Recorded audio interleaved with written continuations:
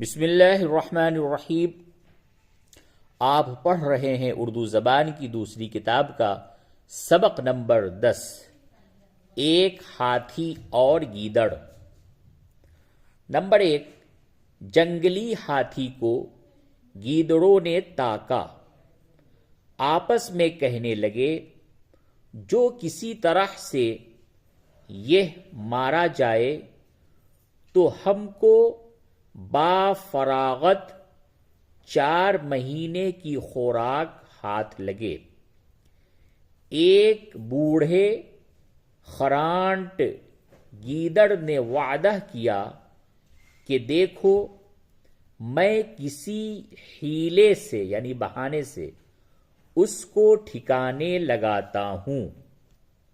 Number 2، ایک روز مکار گیدڑ ہاتھی کے پاس گیا اور بہت ادب سے سلام کر کے بولا، جناب عالی، آپ اجازت دیں تو میں کچھ عرض کرنا چاہتا ہوں۔ ہاتھی نے پوچھا، تم کون ہو، کہاں سے آئے ہو؟ نمبر 3، جواب دیا کہ حضور میں ایک غریب گیدڑ ہوں، اس جنگل کے تمام جانوروں نے متفق ہو کر یعنی ایک رائے ہو کر مجھ کو سفیر بنایا، سفیر کے معنی ایلچی، قاصد، اور آپ کی خدمت میں بھیجا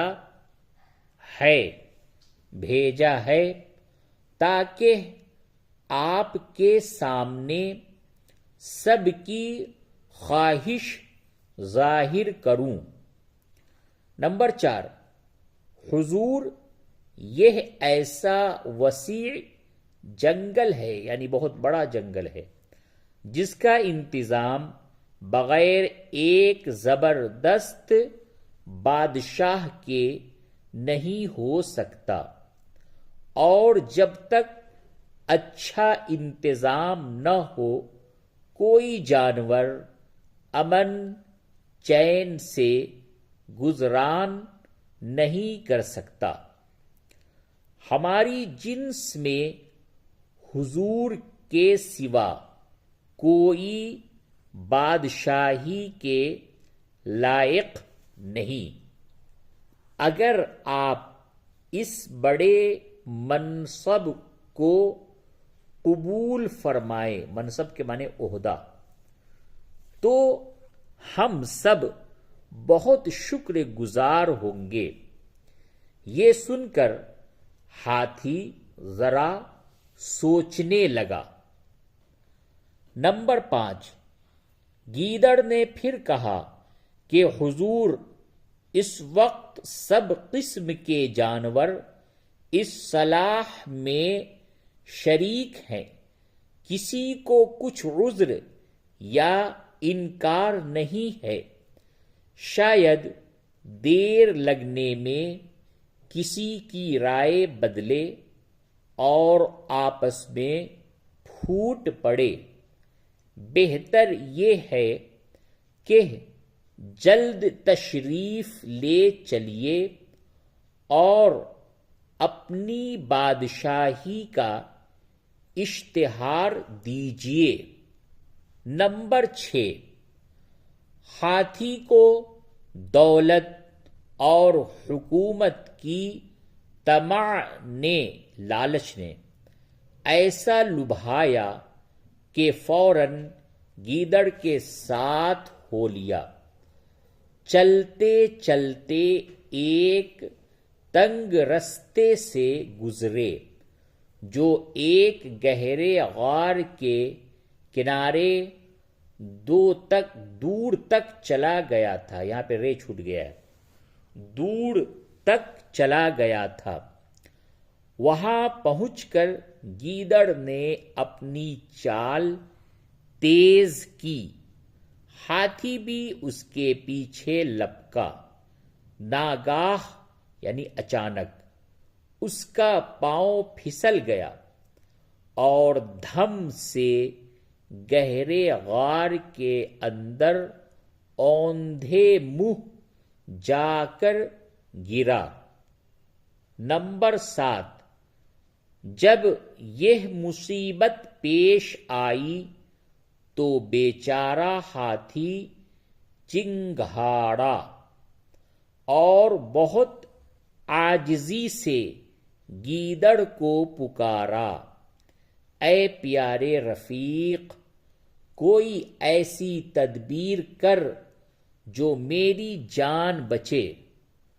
اب مکار گیدڑ مسکراتا ہوا لوٹا اور جواب دیا، خداوند، لو میری دم پکڑ کر اوپر چلے آؤ۔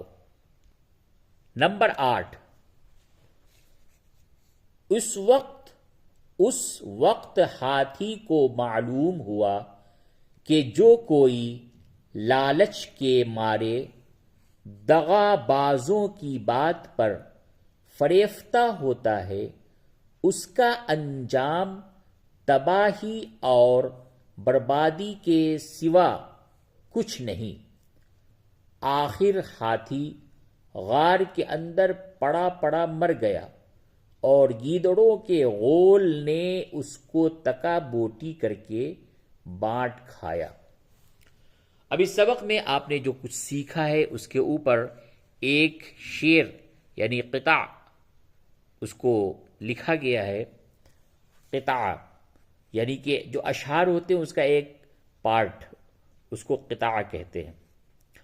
وہ بڑا ہی کمینہ پاجی ہے جو دغا سے نکالتا ہے کام، ہوشیار آدمی کو لازم ہے کام کا پہلے سوچ لے انجام۔ یاد کرو ہجے اور معنی۔ سب سے پہلے ہے فراغت، فے زبر فا، رے الف زبر را، غین تے زبر غت، فراغت۔ فراغت کے معنی فرصت۔ طمع، تو زبر طا، میم عین زبر مع، طمع۔ طمع کے معنی لالچ۔ جنس، جیم نون زر جن، سین ساکن جنس، ایک ہی طرح کے۔ وسیع، واو زبر و، سین یہ زر سی، عین ساکن، وسیع۔ وسیع کے معنی کافی بڑا، چوڑا، چکلا۔ انتظام، الف نون زر ان، تے زر تی، زو الف زبر زا، میم ساکن، انتظام۔ انتظام کے معنی تدبیر، کام کو منظم کرنا، کام کو سنوارنا۔ سفیر، سین زبر سا، فے فیر ساکن، سفیر، اس کے معنی ہے قاصد، ایلچی۔ فریفتہ، فے زبر فا، رے رے، فے ساکن، فریفتے زبر تا، فریفتہ، قربان ہونا۔ منصب، میم نون زبر من، صاد بے زبر صب، منصب۔ منصب کے معنی عہدہ۔ تو آج آپ نے سبق نمبر 10 اردو زبان کی دوسری کتاب کا پڑھا ہے۔ انشاءاللہ اس کے بعد سبق نمبر 11 آپ سے ملاقات ہوگی۔ جب تک کے لیے اجازت دیجیے۔ والسلام علیکم ورحمۃ اللہ وبرکاتہ۔